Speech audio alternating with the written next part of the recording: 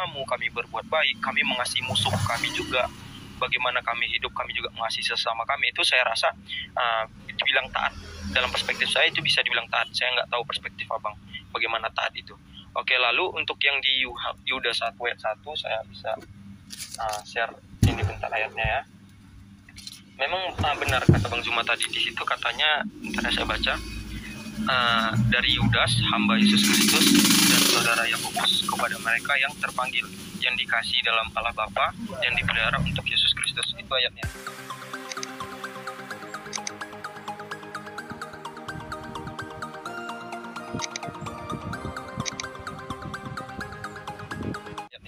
Kata saudara di sini tadi yang abang bermasalah tadi kan, kalau kita baca di aslinya, di Greeknya itu saudara itu di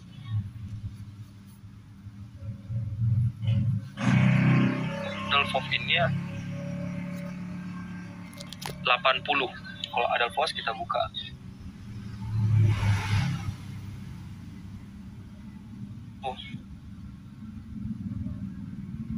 Ini juga saya tadi sudah jelaskan, jadi nggak perlu saya ulang. Jadi yang abang sebut-sebut tadi di Yuda 1 itu juga menggunakan kata yang sama. Itu tidak bisa dibakukan menjadi saudara kandung, tidak bisa dibakukan itu anak kandung dari Maria, tidak bisa dibakukan, tetapi bisa jadi seperti itu. Jadi kalau abang bilang seperti itu, artinya Bang Zuma berasumsi. Nah, saya juga berasumsi dari ayat itu tidak kandung. Melalui apa? Melalui bukti abad-abad terdekat, bagaimana gereja menuliskan tentang saudara Yesus itu, apakah kandung? Tidak. Seperti Jerome, Epipanius, Hieronymus itu tidak mengatakan Yesus itu anak kandung dari Yakobus itu anak kandung dari Maria. Tidak, itu melalui data itu. Tetapi kalau kawan-kawan lain ingin berasumsi dari satu ayat ini saja, itu kurang kuat. Kenapa? Karena ayatnya itu banyak artinya dan kita harus menyesuaikan konteksnya. Seperti itu saya rasa, mungkin itu dulu. Oke, baik. Jadi terkait dengan hal ini ya, saya cuma menggarisbawahi secara garis besar bahwa Tuhannya saudara Kristen itu memiliki saudara tiri atau memiliki sepupu dan seterusnya gitu ya. Ini tergantung dari pandangan bagaimana gereja timur ortodoks, kemudian bagaimana Protestan dan juga Katolik. Karena 3 sekte ini itu beda-beda menyikapi tentang Yesus, tentang saudara-saudara Yesus. Tapi yang pasti, ketika dikatakan sebagai saudara-saudara Yesus, itu kepada murid-muridnya yang lain itu tidak dikatakan hal yang sama. Ini yang menjadi buah pemikiran. Kenapa yang lain tidak disebut sebagai saudara, yang lain disebut sebagai murid? Tapi untuk yang 4 orang ini jelas sekali, berulang ditemukan di dalam kitab saudara. Matius 12, Markus 3, Lukas 8, Yohanes 2, Galatia 1, terus kemudian 1 Korintus 9. Itu jelas sekali bahwa keempat oknum ini adalah saudara-saudara Yesus. Kalau ortodoks, ya memang pada abad ke-3 apa abad ke-4 itu dibela oleh beberapa tokoh di sana, mengatakan bahwasanya saudara itu adalah anak Yusuf, yang ada seperti yang Anda gambarkan tadi. Itu adalah anak bawaan yang dibawa oleh Yusuf. Inilah yang diimani oleh Kristen ortodoks. Lalu kemudian ketika dikatakan saudara-saudara itu adalah anak kandung atau sekandung dengan Yesus, itu diimani oleh gereja Anda juga, Protestan, bahwa Yesus itu memiliki adik-adik. Itu ditopang oleh pemakaian kata sulung di dalam Lukas 2 nomor 8 apa nomor 7 di situ. Yesus itu disebut sebagai anak sulung, berarti setelah sulung ada anaknya yang lain. Itu disikapi oleh Protestan bahwa memang Yakobus itu adalah saudara sekandung. Protestan yang menganut itu, Bang. Itu diperkuat dengan adanya apa yang dikemukakan oleh Uskup Bonosus. Itu kalau Anda belajar sejarah itu jelas itu ada. Nah, sedangkan kalau Katolik, mereka memahami bahwa saudara-saudara di situ adalah sepupuan. Dan ketiga pandangan ini menurut saya menggelikan gitu. Ada Tuhan memiliki saudara tiri, ada Tuhan memiliki saudara kandung, ada Tuhan yang memiliki sepupu. Ini bagi saya lawakan menurut saya. Oleh karena itulah kemudian ketika saudara mempertahankan argumentasi Yesus itu adalah Tuhan, berarti Tuhan Anda punya saudara sekandung, punya saudara tiri, punya sepupu. Anda mengatakan itu biasa-biasa saja. Ya mungkin karena Anda sudah sekian lama beriman kepada manusia yang punya sepupu, punya saudara kandung, dan juga punya saudara tiri. Tapi apakah seperti itu yang diajarkan oleh Yesus? Apakah seperti itu yang diajarkan oleh para nabi? Bahwa Tuhan harus nuzul menjadi manusia, punya keluarga, sampai Kristen disebut sebagai keluarga Tuhan, Kristen disebut sebagai anak-anak Theos, sementara kaidah orang bisa disebut sebagai anak Tuhan di dalam Amsal adalah mereka yang tunduk dan patuh kepada ketetapan, sementara Kristen enggak. Sekali saya katakan Kristen itu enggak tunduk kepada ketetapan Tuhan. Makanya Yesus mengatakan, "Enyahlah daripada aku engkau semua membuat kejahatan." Nah, kalau Anda mengatakan saya tunduk kepada ketetapan Tuhan, apa buktinya? Oh, kasihilah musuhmu. No, bukan begitu kasihi musuh. Yang dimaksud oleh Yesus kasihi musuh, jika engkau mengasihi orang, maka ajarkan mereka untuk tunduk kepada hukum Taurat. Coba Anda lihat di dalam Matius 5 nomor 19 tuh. Itu jelas sekali gambarannya. Barang siapa yang meniadakan setitik pun meskipun yang paling terkecil, lalu mengajarkan, nah tuh, mengajarkan ke orang lain, berarti menyesatkan orang lain, maka dia akan menempati tempat terhina di dalam kerajaan langit. Artinya, kalau Anda hari ini Kristen, mengajarkan kepada anak istri Anda juga Kristen, berarti Anda mengajak orang-orang ini menuju kepada tempat yang terhina di kerajaan langit. Berarti Anda tidak mengasihi. Yang dimaksud mengasihi adalah tidak meninggalkan hukum Taurat, meskipun yang paling terkecil, lalu mengajarkan kepada anak istri, barulah kemudian dikatakan Anda mengasihi. Karena Anda mengajak orang-orang yang ada di sekeliling Anda untuk menempati tempat tertinggi, bukan tempat terendah. Jadi kasih itu cerminannya jelas. Anda baca di Yosua 22 nomor 5, 1 Tawarik 2 nomor 3, Ulangan 11 nomor 1, Ulangan 6, ya, Ulangan 6 nomor 3, nomor 4, Ulangan 4 nomor 3, dan seterusnya. Di situ jelas penggambaran kasih itu. Kalau kasih berarti mengajarkan kepada anak istri dan keluarga semuanya untuk tunduk kepada aturan Tuhan, barulah disebut sebagai anak Tuhan. Kalau Kristen, waduh, saya nggak tahu harus disebut anak apa berdasarkan dengan Bible. Karena orang yang meninggalkan hukum Taurat, menurut Yesus, ya keturunan ular beluda. Ya, saya nggak tahu harus menyebut apa teman-teman Kristen ini. Orang Farisi disebut oleh Yesus keturunan ular, keturunan iblis. Nah, Kristen hidup di mana? Di bawah panci orang-orang Farisi. Berarti Yesus Kristen disebut sebagai anak-anak. Nah, itulah saudara yang jawab itu. Silakan. Apa? 5.000 kan? Oke. Kepanjangan ya Bang. Kayaknya berulang juga tadi Bang ya, yang Abang juga mengambil lagi di Matius 13, di mana kalau yang Yakobus, Yesus, Simon dan Yudas itu adalah saudara-saudaranya Yesus. Itu saya rasa itu nggak usah dipermasalahkan lagi, karena saya sudah jawab tadi. Kalau saudara-saudara di sana itu adalah pos tadi, itu bukan berarti harus anak kandung Maria, itu hanya asumsi. Lalu pendapat saya kan Bang Suma tadi kan bilang ada tiga pandangan tentang Yesus, itu Protestan, Ortodoks dengan Gereja Roma tentu berbeda. Itu melalui 3 pandangan. Di mana Protestan itu ada yang percaya, lumayan banyak juga yang percaya kalau Maria itu masih mempunyai anak. Itu pandangan dari Protestan yang berdasarkan eksegese ayat. Itu jadi mereka hanya menafsirkan ayat seperti itu Bang Suma, tidak menggunakan data bagaimana gereja awal-awal yang lebih dekat dengan Yesus berpandangan. Dan itu kalau dalam konteks teologisnya dalam gereja Protestan itu tidak ada sangkut paut. Kenapa? Saya bilang tadi Yesus itu lahirnya berbeda Bang Zuma. Jadi Yesus itu dikandung dari Roh Kudus. Jika Maria punya anak lagi, maka itu dari hubungan suami istri, dan itu berbeda dengan Yesus. Jadi kalau dibilang Yesus mempunyai saudara dalam gereja Protestan, ya itu nggak ada sangkut pautnya dengan keilahian Yesus, atau mereka jadi ilahi, nggak ada sangkut pautnya. Begitu. Lalu kalau pandangan gereja yang dua lagi, gereja Roma dengan gereja Timur, itu kan lumayan mirip, dan itulah yang banyak data sejarahnya. Lalu ungkapan firstborn, kalau ini saya tunjukkan, ini tulisan dari Epifanius yang lumayan dekat dengan sejarahnya itu firstborn itu merujuk kepada womb. Jadi yang sulung itu kan tadi saya katakan kalau sulung pertama itu kan ini Adam itu kan sulung pertama, manusia pertama. Nah, dia anak sulung juga manusia pertama, dan Yesus juga bisa dibilang anak sulung juga karena dialah yang membuka hukum Musa gitu, yang menggenapi semua nubuat dari para nabi tadi.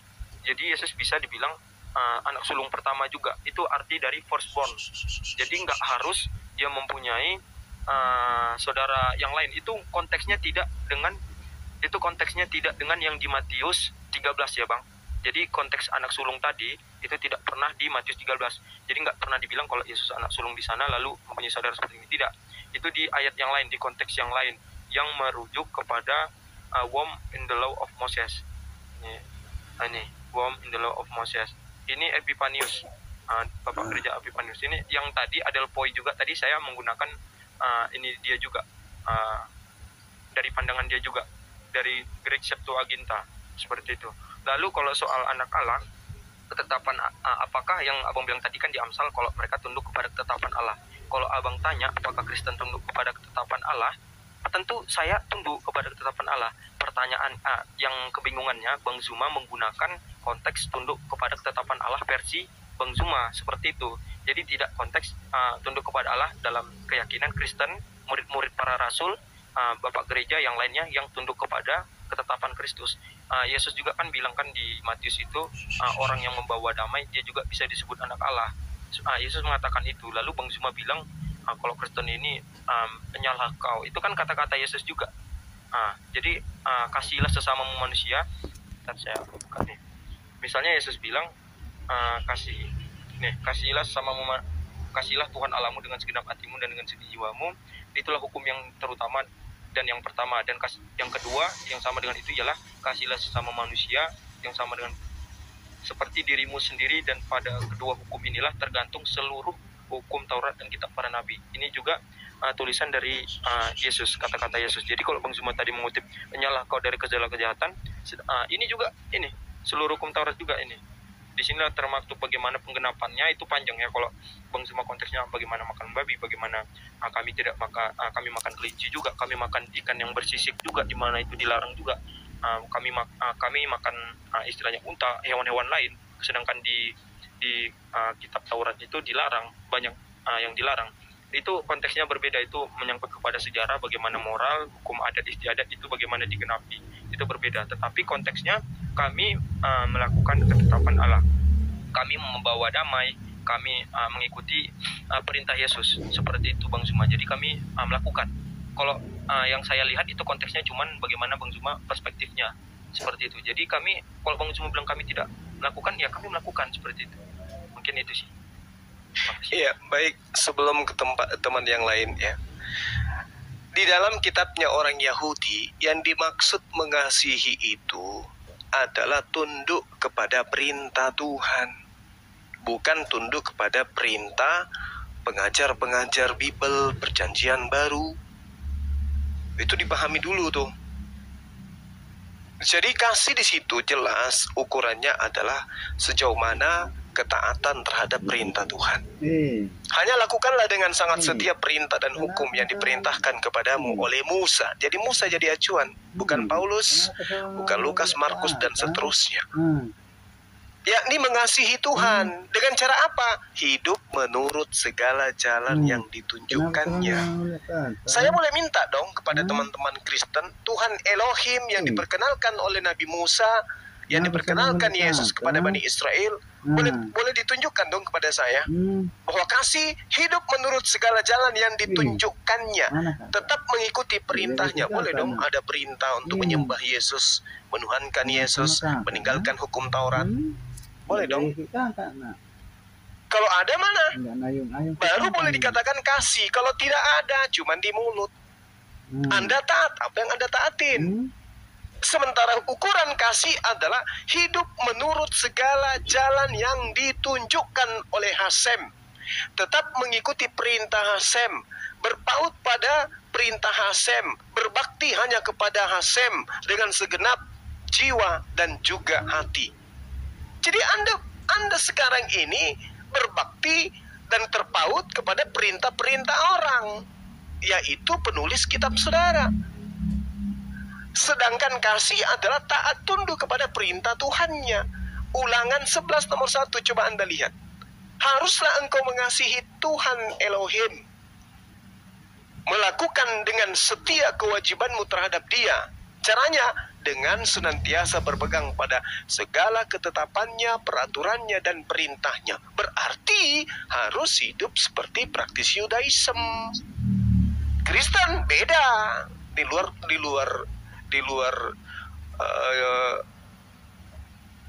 luar jaringan yang ada di dalam pengajaran Nabi Musa kepada pengikutnya, yaitu Bani Israel. Jadi ketetapan yang mana yang Anda lakukan? Peraturan yang mana Anda lakukan? Mengasihi. Kami memaafkan orang. Oh, enggak begitu caranya. Apalah artinya Anda nampil baik, tampil santun, tampil kemudian tata keramanya bagus, tapi pada hakikatnya Anda meninggalkan semua kaidah-kaidah perintah Tuhan yang ada dalam kitabnya Nabi Musa. Kalau Anda mengaku sebagai pengikutnya Yesus, tapi kalau Anda sebagai pentuhan, ya wajar Anda tidak melakukan itu. Kalau sebagai pentuhan Yesus, ya Anda harus tunduk kepada perintah-perintah daripada pengarang kitab saudara, penulis kitab saudara. Nah, sedangkan Yesus datang taat kepada hukum Taurat, bukan taat kepada perjanjian baru kitabnya Kristen, tidak. Yesus tunduk di atas, di bawah panci Taurat. Di dalam Galatia 4 nomor 4 jelas sekali Yesus takluk kepada hukum Taurat. Nah, tetapi Paulus mengajarkan kemudian Taurat itu tidak berlaku lagi. Yang berlaku adalah hukum kasih. Jadi sekarang Anda bukan pengikut Yesus, Anda adalah pentuhan Yesus, pengikut Paulus. Itu tepatnya itu. Kalau Anda santun, Anda tata keramanya bagus, akhlaknya bagus, attitude-nya bagus, itu tidak berarti Anda benar di hadapan Tuhan. Tidak. Kenapa? Karena Anda tidak hidup di bawah perintah Tuhan. Saya kira gitu ya saudara saya, yang pada intinya kemudian ketika Tuhan menyatakan diri kepada Bani Israel, Dia tidak pernah mengatakan saya akan bersilsilah, saya akan punya keluarga dan seterusnya. Ya, sekali lagi saya katakan, orang-orang Kristen ini mengaku sebagai orang yang didiami Roh Kudus. Tapi pandangan terhadap saudara-saudara Yesus itu berbeda-beda. Antara Ortodoks, lalu kemudian orang Katolik, lalu kemudian orang Protestan. Dan mereka semua berdata di dalam menjabarkan doktrin masing-masing. Lalu Roh Kudus yang benar yang mana? Yang membimbing orang Ortodoks, atau yang membimbing orang Protestan, atau yang membimbing orang Katolik? Atau bukan Roh Kudus nih? Jangan-jangan roh lain. Karena tidak mungkin Roh Kudus pelin-pelan. Di Protestan, saudara-saudara Yesus itu adalah anak Maria dan Yusuf. Di Katolik itu adalah sepupu daripada Yesus. Di Ortodoks itu adalah anak tiri daripada Maria. Entah siapa yang benar, padahal ngaku-ngaku punya Roh Kudus. Atau Roh Kudusnya jangan-jangan beda-beda nih. Nah, ini cerminan kalau Anda ingin mengukur sejauh mana kebenaran iman Anda. Tidak mungkin sebuah konsep yang sangat-sangat sakral di dalam kehidupan Anda, apalagi tertuju kepada objek Tuhan Anda, pandangan orang-orang secara umum, secara kelompok yang besar, itu justru berbeda di antara kelompok-kelompok besar ini. Ingat, kalau kita melihat bagaimana besarnya pengajaran daripada gereja Timur Ortodoks, mereka justru dalam pandangannya mengajarkan bagaimana kemudian Epifanius mengajarkan kalau Maria memiliki anak setelah Yesus. Ya sorry, itu di Protestan, bahwa Maria memiliki anak yang mana anak ini adalah anak tiri yang dibawa oleh suaminya Yusuf. Nah, ini ada hal yang mungkin Anda bisa pikirkan. Kemudian Roh Kudus yang benar itu bekerja di Ortodoks kah, di Protestan kah, di Katolik kah? Atau jangan-jangan Roh Kudus yang selama ini Anda anggap Roh Kudus, justru itulah roh penyesat itu. Saya kira gitu sementara dari saya. Silakan Bang Handi dan teman-teman yang lain disikapi sementara. Saya 10 menit undur diri. Silakan. Oke, saya tanggapi dulu Bang Juma ya, sedikit Bang, izin. Tanggapi Bang Andi. Soalnya Bang Juma mau sholat ya. Oh begitu ya. Oke, silakan dia Bang Andi. Ya, oke. Soalnya agak, yang terakhirnya agak menarik soalnya. Yang apakah Roh Kudus Apa tuh, Bang? itu sangat menarik ya. Oke. Nah, yang saya jawab itu yang pertama yang tadi Bang cuma bilang tentang kasih itu adalah merujuk kepada selalu hukum Taurat. Kita baca, saya bacakan ulang lagi lah ya. Ini yang Yesus bilang. Dan hukum yang kedua yang sama dengan itu ialah kasihilah sesamamu manusia. Ini jelas ya, nggak perlu ditafsirin bagaimana ini karena udah jelas. Kasihilah sama manusia. Imrus ini. Oke. Lanjut, Bang. Oke, jadi ini bukan merujuk kepada hukum yang mana-mana, tapi kasihilah sesama manusia seperti dirimu sendiri. Ini saya rasa semua juga sudah tahu ini tentang hukum kasih atau bagaimana berbuat baik. Jadi bukan merujuk, ini maksud Yesus bukan merujuk kepada hukum Taurat Perjanjian Lama, tetapi bagaimana hukum Taurat yang Perjanjian Lama itu dijelaskan. Inilah yang bagaimana Yesus jelaskan. Jadi ini hukum Yesus yang Yesus katakan yang dilakukan juga oleh orang Kristen. Jadi melalui ayat ini sudah jelas itu patah ya Bang. Jadi orang Kristen tetap melakukan ketetapan yang Yesus ajarkan. Oke. Yang Yesus ajarkan juga dilakukan oleh para rasul seperti itu. Lalu yang kedua itu tentang yang Yesus adalah Tuhan. Saya rasa ini berulang-ulang. Jadi saya singkat-singkat aja lah yang menurut saya ayat-ayat yang Kecil suaranya, Bang. Oke, sorry Bang.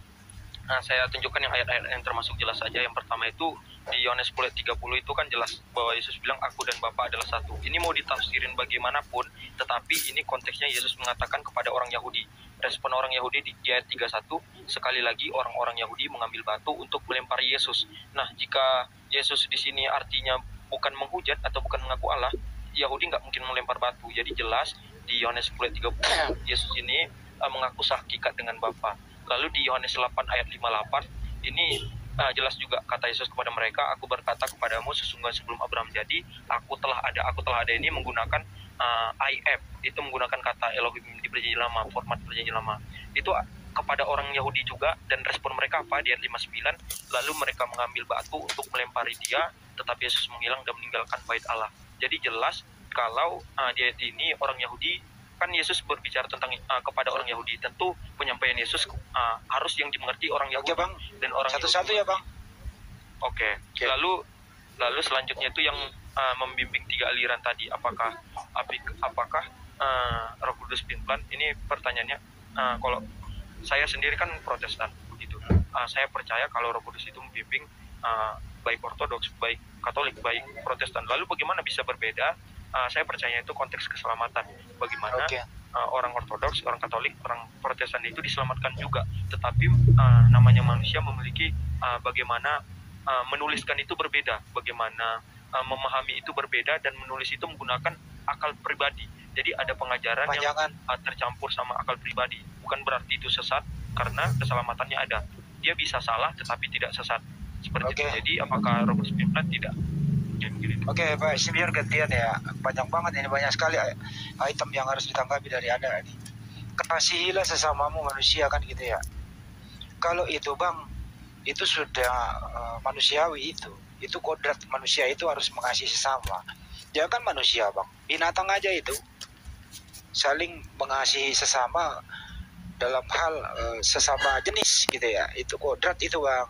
Tidak ada binatang yang memakan dan memangsa anaknya sendiri gitu. Itu satu. Di dalam ajaran Kristen, Bang, itu enggak tepat sekali mengasihi Tuhannya seperti apa begitu. Caranya gimana, terus Tuhan siapa yang dikasihi itu. Artinya di sini konsep ketuhanan saudara kita Kristen itu sampai detik ini belum final dan mengikat. Buktinya kan masalah konsep ketuhanan yang sangat substansi itu loh, Bang. Yang ketiga mengenai hukum Taurat, sebenarnya Kristen ini dalam keraguan gitu ya. Kalau konsisten hukum Taurat berlaku, ya silakan saja. Jangan jadi Kristen, menjadi Yudaisme.